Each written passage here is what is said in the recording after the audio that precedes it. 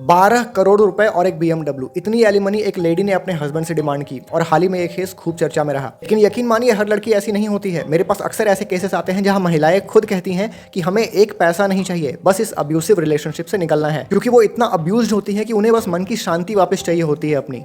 अब सवाल यह है कि क्या जन्म कुंडली में ऐसे योग बनते हैं जिससे पता चल सके कि एलिमनी मिलेगी या नहीं और ज्यादा मिलेगी या कम? तो हाँ जी, बिल्कुल बनते हैं। कुंडली का 8वां भाव आपके लाइफ में होने वाले अचानक लॉसेस का भी और अचानक गेन्स का भी, दोनों का ही कारक होता है। मैंने बार बार देखा है कि जिन महिलाओं को भारी एलिमनी मिलती है उनका 8वां भाव काफी मजबूत रहता है, और इन्हीं के हस्बैंड्स का जो एलिमनी में नुकसान झेलते हैं उनका यही भाव बहुत बुरी तरह पीड़ित रहेगा या इसका लॉर्ड बहुत बुरी तरह कमजोर रहेगा। सब्सक्राइब करके समझिए कि अगर पत्नी की कुंडली वृषभ लग्न की है और 8th हाउस का लॉर्ड जुपिटर एक्साल्टेड है, स्ट्रॉन्ग है डिग्री से 3rd हाउस में, तो ऐसे केस में पत्नी को सडन गेन्स यानी अचानक लाभ के प्रबल योग बनते हैं, क्योंकि गुरु की मूल त्रिकोण राशि तो 8th हाउस में ही है। यही पति की कुंडली मकर लग्न की है और आप देख सकते हैं कि यहाँ सूर्य अष्टमेश होकर के राहु से बहुत क्लोजली पीड़ित है, विदिन 2 डिग्री, और नीच का भी है।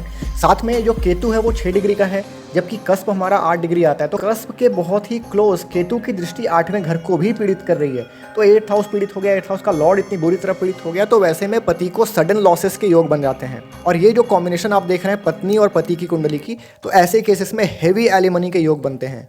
लेकिन अगर स्थिति उलट होगी, मान लीजिए लड़की की कुंडली का ही 8वां भाव पीड़ित हो गया, तो वैसे केस में एलिमनी या तो मिलेगी नहीं या तो बहुत कम एलिमनी में ही संतोष करना पड़ जाएगा। और यकीन मानिए जितना हम सुनते हैं उससे कहीं ज्यादा ऐसे केसेस होते हैं। ध्यान दीजिए कि हर लड़की करोड़ों रुपए नहीं चाहती। कई लड़कियां इतनी सताई हुई होती हैं कि उन्हें बस मानसिक शांति चाहिए होती है, दैट्स इट। खुश रहिए, स्वस्थ रहिए और सब्सक्राइब करना मत भूलिएगा। जय श्री कृष्ण।